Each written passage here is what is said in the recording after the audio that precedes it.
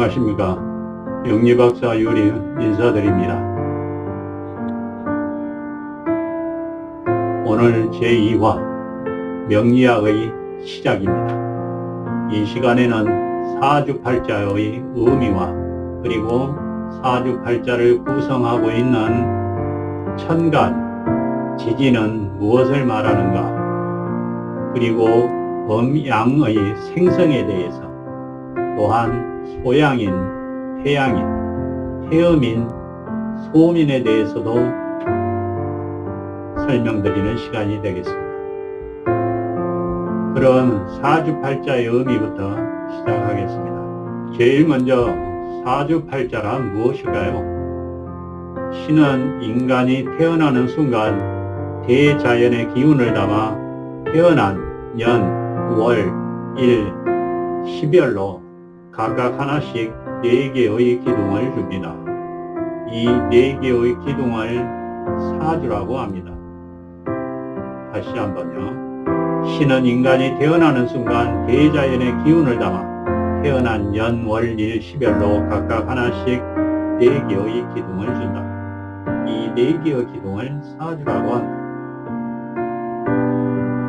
그런데 기둥을 자세히 보니 기둥 하나하나에 2개의 글자가 새겨져 있어요. 위아래로. 그래서 4개의 기둥에 총 8개의 글자. 이 8개의 글자를 사주팔자라고 합니다. 종합해 보면 신이 인간이 태어나는 순간 태어난 년, 월, 일, 실을 기준으로 신이 하사한 4개의 기둥과 그 안에 새겨진 8개의 글자를 사주팔자라 한다. 쉽죠? 어렵지 않습니다. 그리고 4개의 기둥 중에 첫 번째 기둥을 연주, 두 번째 기둥을 월주, 세 번째 기둥을 일주, 네 번째 기둥을 시주라고 합니다. 우리가 태어날 때 년, 월, 일, 시의 순서대로 말하죠. 기둥도 명칭이 각각 그 순서대로 하는 겁니다. 다음은 천간에 대한 설명입니다. 천간은 하늘의 기운이 인간 세상에 내려와 세상을 변화시키는 10가지 힘을 말합니다.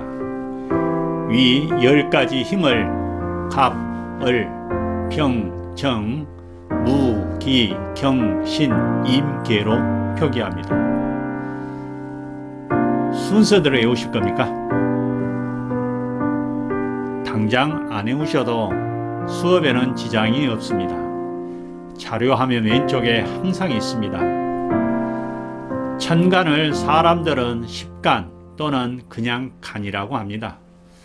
사주팔자에서는 연주에 있는 천간을 연간, 월주에 있는 천간을 월간, 일주에 있는 철간을 일간, 시주에 있는 천간을 시간이라고 합니다.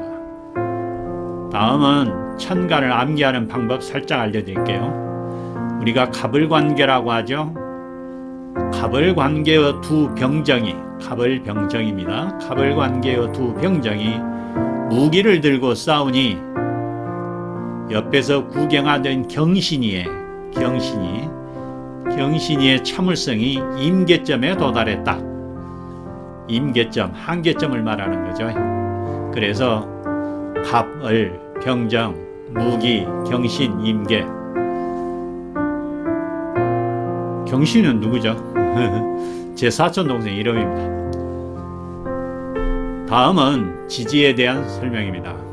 지지를 우리는 지지, 지신, 십이지신 또는 그냥 지라고 합니다. 지지란 무엇인가?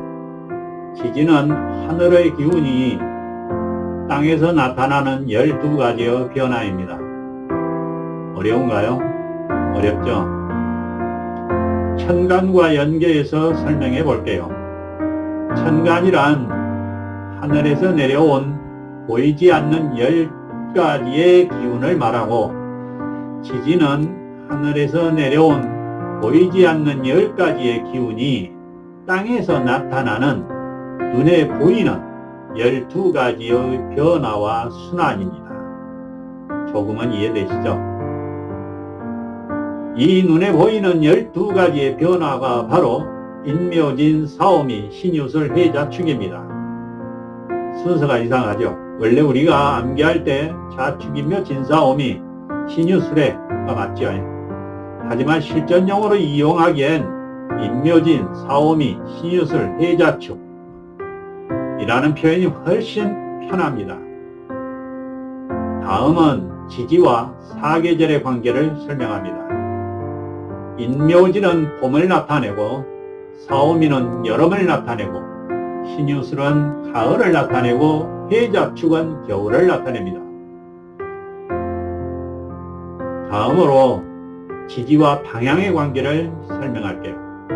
인묘진은 동쪽을 가리키고 사오미는 남쪽을 가리키고 신유술은 서쪽을 가리키고 해자축은 북쪽을 가리킵니다. 혹시 여러분들 인묘진, 동, 사오미, 서 이렇게 하시면 안 됩니다. 인묘진 동쪽, 사오미는 남쪽, 신유술은 서쪽, 해자축은 북쪽을 가리키더라. 다시 한번 말하지만 암기나 외우는 거 스트레스 받지 말라고 하셨습니다. 말라고 하셨어요. 암기하지 않아도 강의를 시청하는 데는 전혀 지장을 받지 않는다. 항상 보고 계시는 교육 자료 왼쪽에 항상 있어요. 그리고 사주팔자 중에 위에 있는 것을 천간, 아래에 있는 것을 지지라고 한다고 했죠. 그래서 연주에 있는 아래에 있는 것을 갖다가 연지, 다음 월주에 있는 아래 글자를 월지, 그 다음에 일주에 있는 아래에 있는 글자를 일지, 그 다음에 시주에 있는 아래에 있는 글자를 시지 이렇게 이야기합니다. 이제 지지도 이점해 두고 다음은 오행을 공부하기 위한 첫 단계로 음양에 대해서 자세히 설명드리겠습니다. 먼저 음양의 생성에 대해서 설명하겠습니다. 모든 것은 무극, 아무것도 없는 고요한 상태에서 시작됩니다. 그 고요함 속에 움직임이 생기면 태극이 되고, 태극이 움직임을 멈추면 음이 생기고, 움직이면 양이 생깁니다. 이 음과 양이 다시 섞이며 사상, 즉 태양, 소양, 태음, 소음 네 가지 기운이 생성됩니다. 지금부터 여러분이 관심을 갖고 계시는 태양인, 소양인, 태음인, 소음인에 대해 간단하게 잠깐 설명드리고 가겠습니다. 사실 이 네 가지 체질은 사상의학에서 사람의 성향을 구분할 때 쓰는 말입니다. 태양인은 바깥으로 향하고 표현이 강한 사람, 생각보다 행동이 빠르고 정의감과 리더십이 강하죠. 한마디로 정의하면 세상을 이끌려는 태양 같은 사람이다, 이렇게 말할 수 있습니다. 소양인은 밝고 활발하고 감정이 풍부한 사람을 말합니다. 새로운 것에 금방 흥미를 느끼고 그런데 금방 식어버리기도 합니다. 이것도 한마디로 정의하면 순간의 빛처럼 밝고 빠른 사람, 이런 사람들을 이야기하죠. 태음인은 차분하고 인내심이 깊은 사람, 조용하고 신중하며 말보다 행동으로 보여줍니다. 한마디로 정의하면 산처럼 묵직하고 믿음직한 사람이다. 마지막으로 소음인은 내면이 섬세하고 사려 깊은 사람, 계획을 세우고 천천히 실천하며 안정된 관계를 선호합니다. 잔잔한 물처럼 조용히 흐르는 사람, 이렇게 음과 양의 기운이 사람마다 다르게 나타나서 성격과 행동, 심지어 건강의 변화에도 영향을 미칩니다. 여러분은 어디에 속하시나요? 태양인인가요? 서양인인가요? 아니면 태음인인가요? 소음인인가요? 왜 이런 말을 하냐면 그 답은 여러분들의 일상생활 속에 숨겨져 있습니다. 숨어 있어요. 자, 잠시만 생각해 보면 여러분이 어디에 속하는지 나올 겁니다. 그리고 이 네 가지 기운이 더 세분돼요. 8쾌, 즉 간, 곤, 이, 진, 근, 태, 손, 감으로 나뉘며 간은 산이요, 곤은 땅이요, 이는 불이요, 진은 천둥, 근은 하늘, 태는 호수, 손은 바람, 감은 물을 상징합니다. 이렇게 세상의 모든 변화가 시작되는 겁니다. 다음은 이렇게 생성된 음양의 작용에 대해서 쉽게 설명드리겠습니다. 음양의 작용에서 결국 음양이란 세계의 모든 만물은 서로 다른 두 개의 기운으로 이루어져 있습니다. 이 두 개의 기운이 바로 음과 양입니다. 음양은 반대의 개념이 아니고 상대의 개념으로 이해하셔야 됩니다.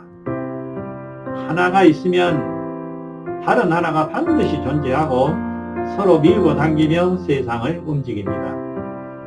음양이 어떻게 세상을 움직이는가?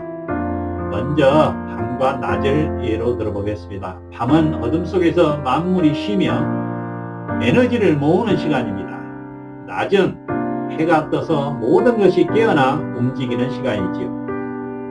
밤과 낮이 번갈아 오가며 하루의 조화와 순환이 이루어집니다. 음이 먼저 쉬고 양이 뒤따라 움직이며 세상이 살아갑니다. 다음은 겨울과 봄, 사계절의 변화를 봅니다. 겨울은 차가운 음의 기운이 내려와 만물이 쉼을 얻는 계절입니다. 봄은 따뜻한 양의 기운이 올라와 씨앗이 싹 트고 생명이 다시 깨어나는 시기죠. 두 기운이 교차하면서 자연의 생명 주기가 만들어집니다. 마지막으로 여자와 남자의 예를 들어보겠습니다. 여자는 감싸주고 받아들이는 힘, 남자는 밖으로 뻗고 이끄는 힘입니다. 두 기운이 만나 가정을 이루고 생명을 이어가며 인간 세상의 균형을 만듭니다. 음이 바탕이 되고 양이 작용하며 두로 조화로 세상의 삶이 완성됩니다. 사주의 음양은 인생의 호흡과 같습니다. 숨을 내쉬는 것이 양이요, 들이쉬는 것이 음이죠. 어느 한쪽만 반복되면 숨이 막히듯 인생도 음양의 균형이 깨지면 흐름이 막힙니다. 한쪽으로 치우쳤다는 것은 그만큼 특성이 뚜렷하다는 의미인 거죠. 그럴 경우 그것을 억제하기보다는 보완하는 것이 중요합니다. 그래서 우리는 앞으로 보완하는 방법도 많이 배울 겁니다. 1강과 2강은 제가 방송이 처음이라 많이 부족했습니다. 그래서 1강과 2강을 제1화로 재구성해 방송을 했습니다. 오늘 제2화부터는 본격적이죠. 이제 명리학을 시작한다고 생각하시면 됩니다. 그런데 짧지만 아주 중요한 내용들이에요. 이 내용들을 완전히 이해를 하셔야 됩니다. 시간 날 때마다 계속 들으세요. 다음 시간에는 명리학에서 가장 중요한 오행에 대해서 배울 겁니다. 이 음양을 확실히 이해를 해야 오행에 대해서 쉽게 접근할 수가 있습니다. 항상 따뜻한 관심과 응원 진심으로 감사합니다. 구독과 좋아요, 알림 설정은 큰 힘이 됩니다. 다음 시간에도 명리학의 재미있는 이야기로 찾아뵙겠습니다. 유림의 천기누설 명리박사 유림이었습니다. 감사합니다.